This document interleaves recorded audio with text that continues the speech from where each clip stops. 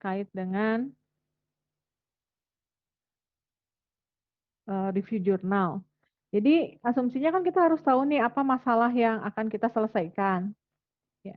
Jadi tadi misalnya mau membuat mengetahui seperti apa review pengguna restoran gitu ya. Jadi review itu kan bisa akurasinya bisa kita pertanyakan. Tadi ya contoh kasusnya bintangnya banyak, komennya negatif, atau bintangnya satu, komennya positif. Itu kan sebetulnya suatu masalah gitu ya. Atau tadi misalnya masalahnya bagaimana kita mau mendeteksi objek, itu masalah. Oke, berikutnya misalnya tadi ya, kita harus tahu topik. Topik itu kan bidang itu sangat luas. Baru kita persempit, Anda tahu topiknya. Topiknya sentimen analisis itu sebetulnya sebuah topik. Lalu Anda harus melakukan review jurnal, ya, review literatur. Literatur tidak hanya jurnal ya, bisa textbook dan jurnal apapun yang kamu gunakan di penelitian. Bisa standar. eh, Kemudian di sini temukan masalah. Nanti masalah itu kita tulis dalam bentuk rumusan masalah, gitu ya. Atau nanti dalam tujuan penelitian, ya, apa yang mau kita lakukan itu kaitannya dengan research question. Lalu, nah ini, lakukan studi literatur. Penelitian lain menggunakan metode apa nih untuk masalah yang akan Anda selesaikan. Nah, itu bisa berupa teori, ya, teori algoritma, bisa berupa model, atau konsep. Konsep itu bisa menggambarkan bagaimana urutan untuk memecahkan masalah tersebut. Nah, Anda harus mencari penelitian yang terkait. Itu biasanya berbentuk jurnal, ya. Jurnal yang technical. Jurnal itu kan tidak hanya satu, ya. Minimal itu 5 sih idealnya ya. 5 itu sebetulnya sedikit sekali. Kalau kita bilang bahwa Anda harus mengumpulkan jurnal, itu tujuannya bukan untuk mempersulit. Itu sebetulnya untuk memberikan jaminan bahwa penelitian itu layak untuk dikerjakan. Nah, jurnal yang kita kumpulkan nanti Anda susun ya dalam bentuk state of the art. Jadi state of the art ini sebetulnya rangkuman dari penelitian yang ada. Di sini harus yang terkini. Jadi rangkuman dari penelitian yang paling baru. Nah, yang Anda bahas di situ sebetulnya metodenya.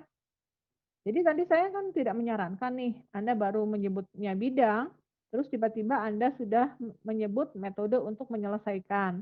Itu kan harusnya belum muncul tuh, metode apa yang akan Anda gunakan. Karena tahapannya, Anda harus membaca dulu beberapa jurnal, lantas dibanding-bandingkan, ya. Mana dari jurnal itu yang memiliki akurasi paling bagus, paling tinggi. Nah, itu sebetulnya yang harus Anda implementasikan. Jadi aneh kalau misalnya kamu menggunakan 3 atau 5 jurnal tadi ya. Jurnal A dengan satu metode ya, dia akurasinya misalnya 99%. Baru ada jurnal B ya dengan satu metode akurasinya lebih rendah. Nah, terus tiba-tiba Anda mengikuti jurnal dengan akurasi yang lebih rendah tanpa mengimprove apapun. Nah, kalau seperti itu kan agak aneh ya.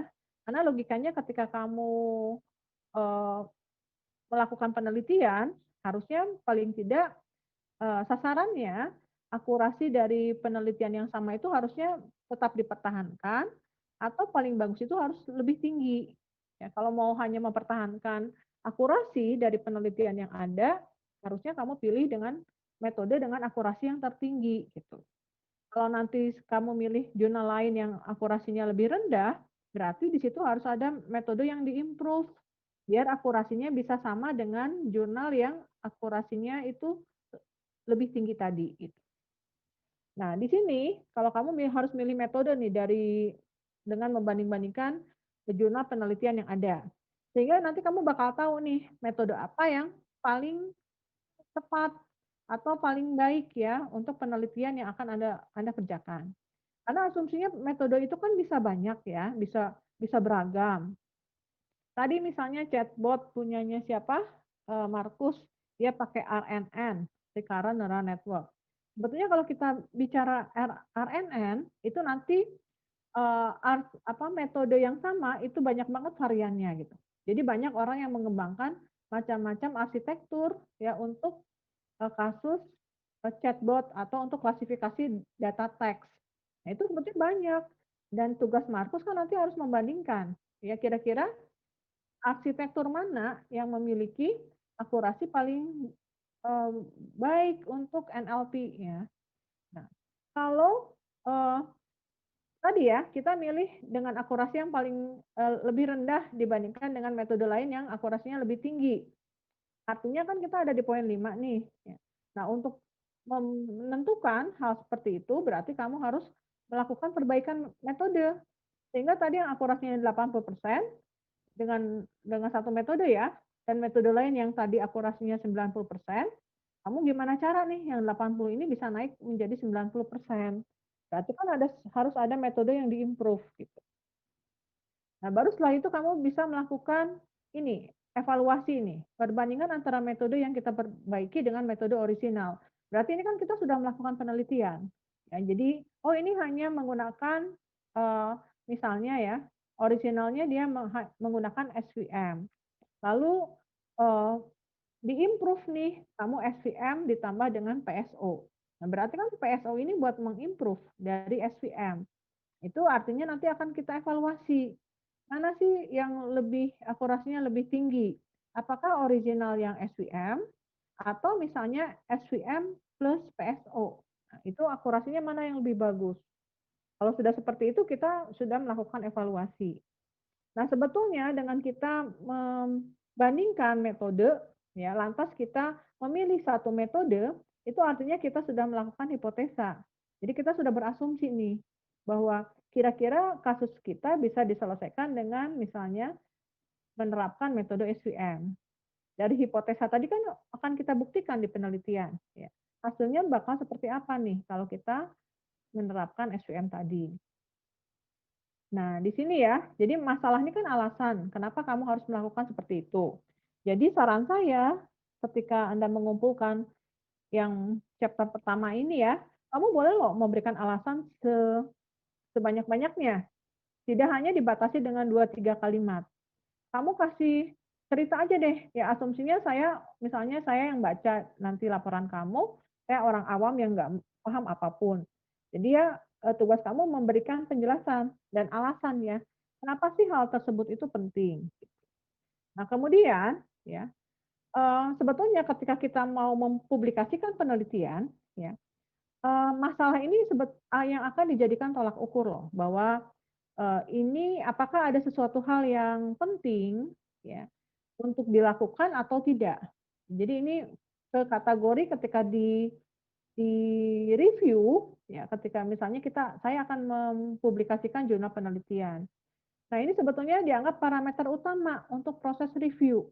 Jadi seberapa penting sih penelitian yang akan kita lakukan, nah itu ada di masalah penelitian. Jadi nanti dia bakal menilai, apakah masalah saya cuma mengada-ngada, gitu ya, karena saya kepaksa nih dosen harus melakukan penelitian, itu kan seakan-akan saya udah deh bikin apa aja yang penting, penelitiannya jadi.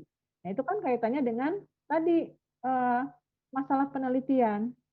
Oh misalnya orang nge-review ini penting nih, karena memang di beberapa penelitian itu belum bisa menyelesaikan kasus tersebut. Itu kan kaitannya dengan, penting atau tidak gitu ya. Dan kemudian di sini harus objektif, tidak subjektif. Jadi kalau subjektifnya gini, udah deh kita ngangkat masalah itu aja, karena, eee, cuman itu aja pengetahuan yang kita tahu ya untuk menyelesaikan masalah. Ya udah ini aja deh, ini kan nggak susah, ini gampang. Nah itu kan kaitannya dengan subjektif.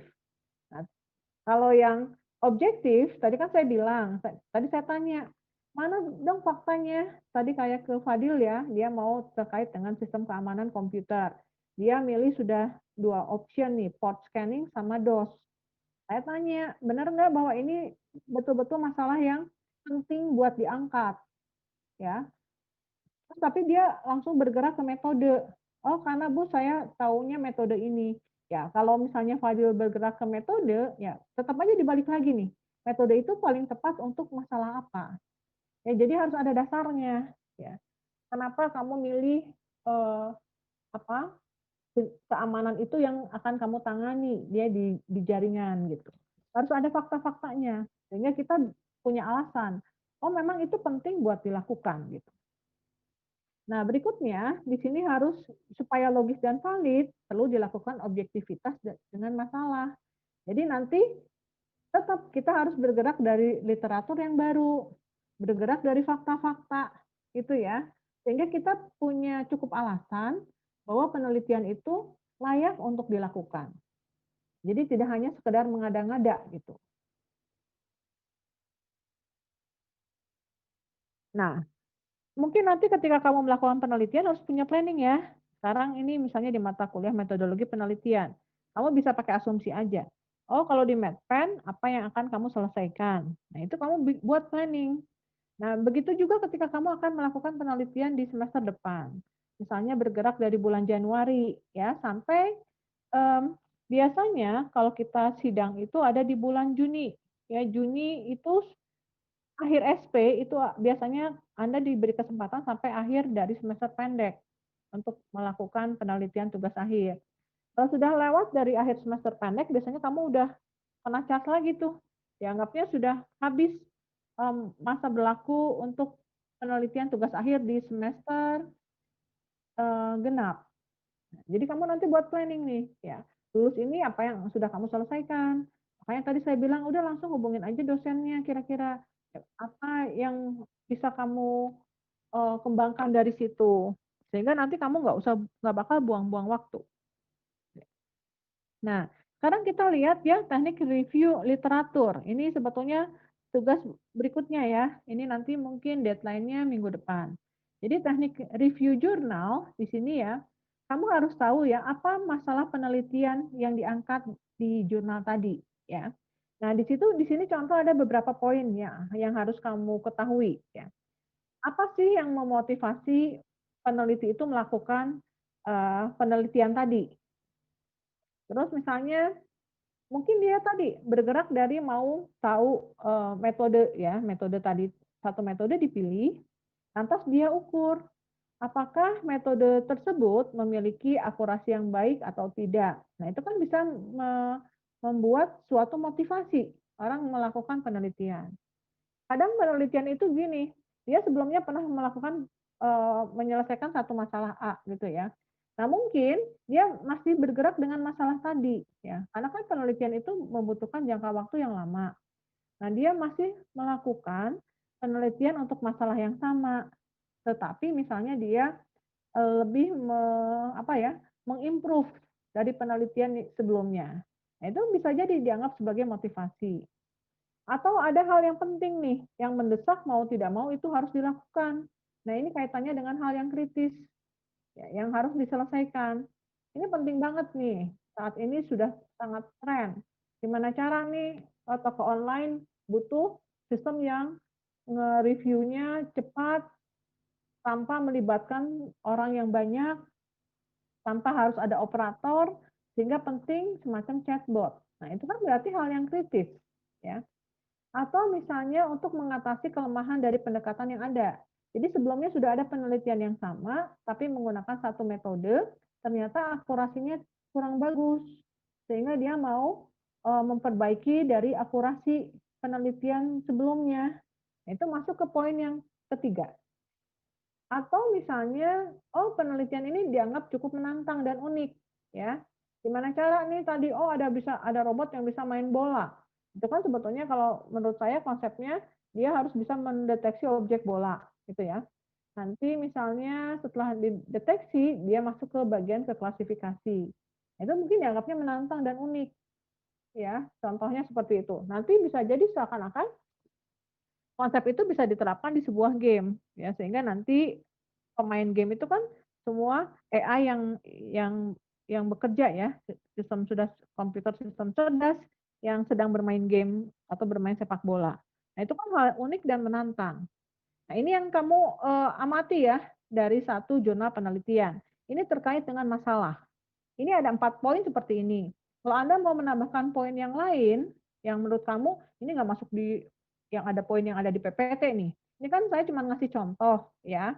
Jadi masalah itu kenapa sih dipilih? Nah, mungkin nanti setelah kamu eksplorasi jurnal, kamu dapat, masalah-masalah lagi yang lain, ya itu boleh saja kamu tambahkan. Nah, yang kedua, yang harus dipahami ini kontribusi, ya. Apa sih kontribusi yang diklaim oleh paper itu? Apa, sesuatu yang diberikan oleh paper itu, gitu ya.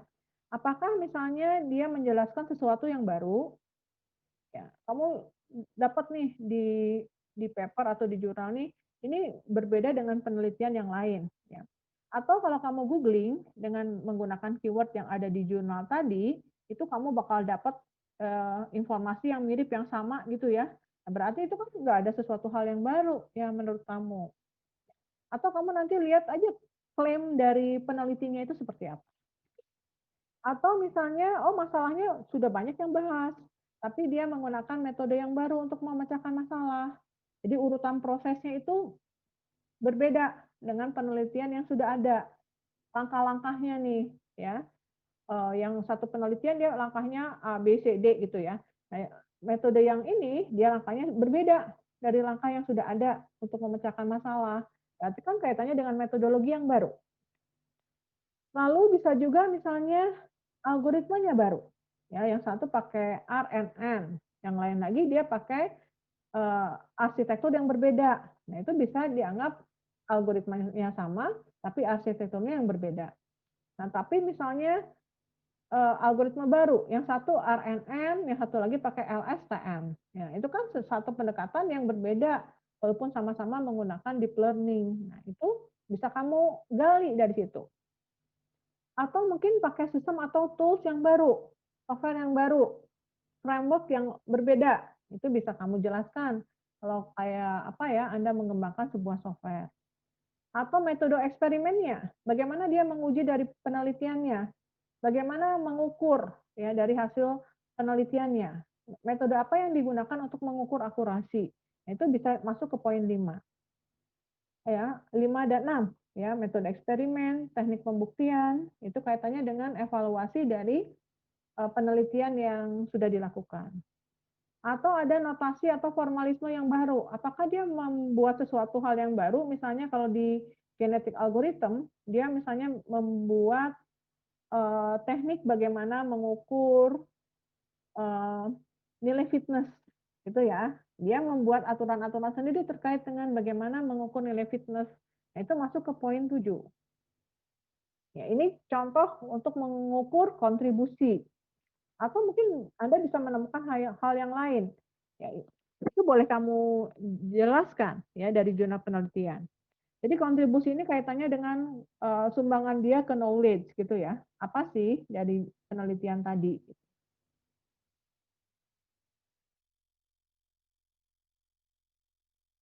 Nah, yang lain ya tadi yang terkait yang ketiga nih substansi.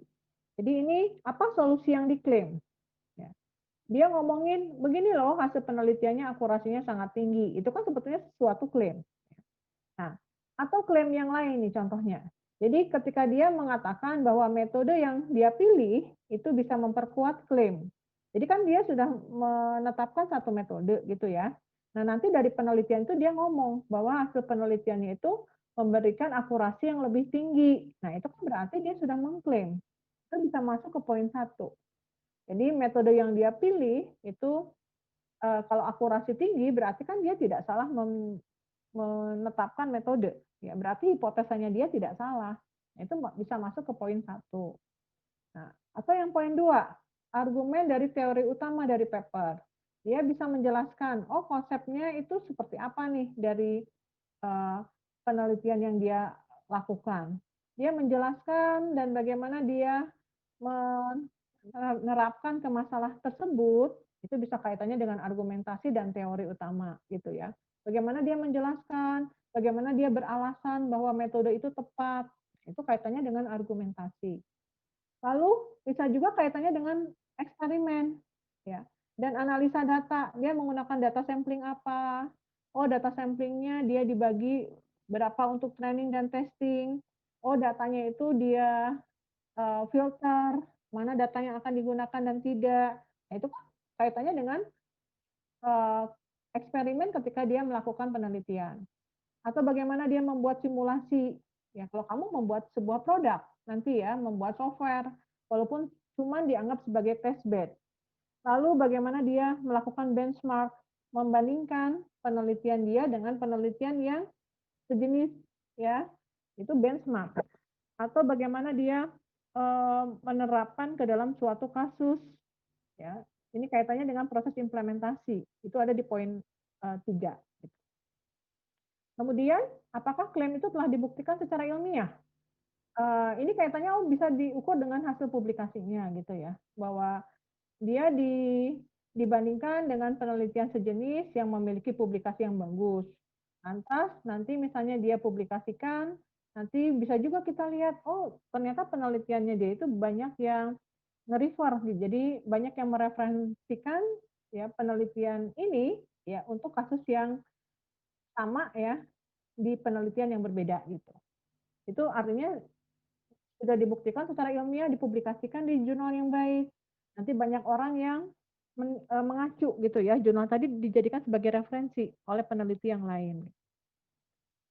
Nah, yang keempat ini bisa dilihat dari kesimpulan.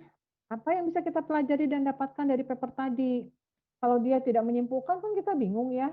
Dia sudah memilih metode, hasilnya seperti apa, dia tidak bahas. Yang paling bagus sih dia ngeklaim ada persentase dari akurasi. Itu kan berarti dia membuat kesimpulan dengan secara eksak. Kita bisa melihat angka. Ya, tapi kalau dia sudah menyimpulkan hasilnya gimana kita bingung sendiri ya, nggak usah dijadikan referensi sebetulnya. Ya, tapi ketika dia milih metode, dia menjelaskan bagaimana hasilnya.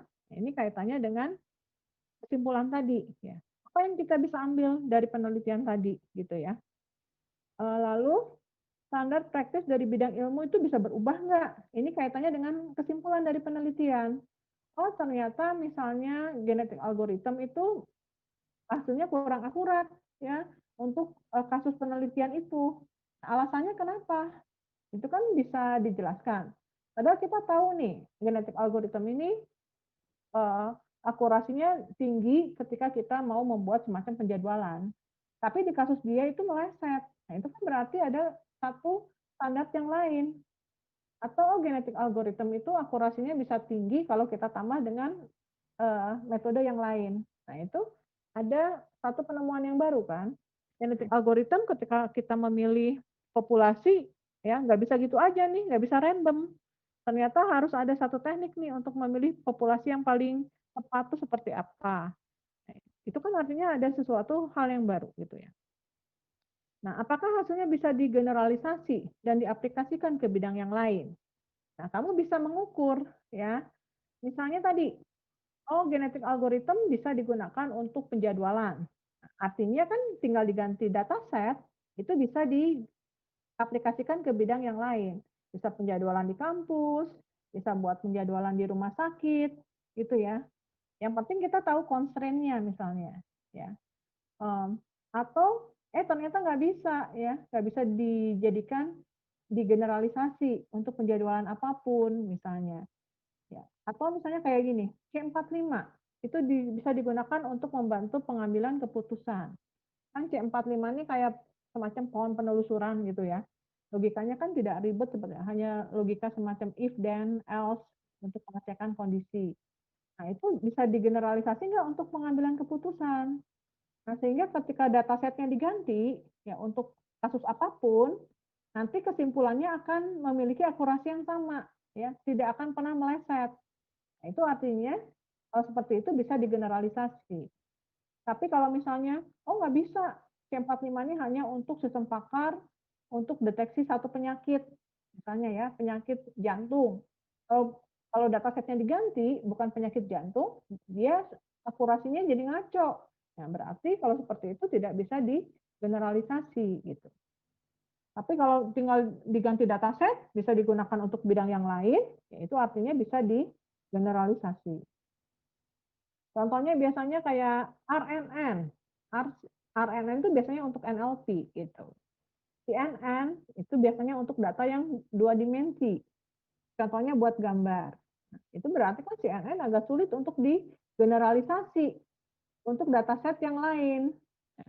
Biasanya dia bisa digunakan untuk dataset array 2 dimensi, seperti gambar. Nah, tapi kalau datanya dipengaruhi oleh informasi sebelumnya, ya, kayak data apa ya, ketika kita menyusun satu kalimat, kan masing-masing kata itu biasanya ada semacam rangkaiannya gitu. Jadi kalau saya ngomong kata makan, makan ini biasanya diikuti dengan kata apa nih berikutnya. Nanti next-nya lagi akan diikuti oleh kata apa. Nah, itu kan semacam ada sequence-nya nih, ya, yang bisa saling mempengaruhi.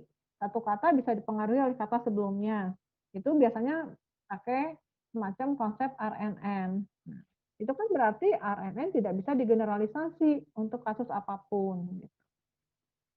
Nah, ini sebetulnya dijadikan dasar kalau kamu nge-review sebuah paper atau jurnal. Jadi ada 3 hal yang utama nih, yang ada di page 14 ya. Apa sih masalahnya? Atau misalnya gini, apa kontribusinya? Atau menurut kamu ini mah udah banyak banget deh, kalau kita googling hal tersebut, udah banyak banget informasi yang sejenis yang di-retrieve. Itu berarti kan seakan-akan sudah mengulang-ulang. Atau memang benar-benar ada hal yang baru nih dari paper tadi.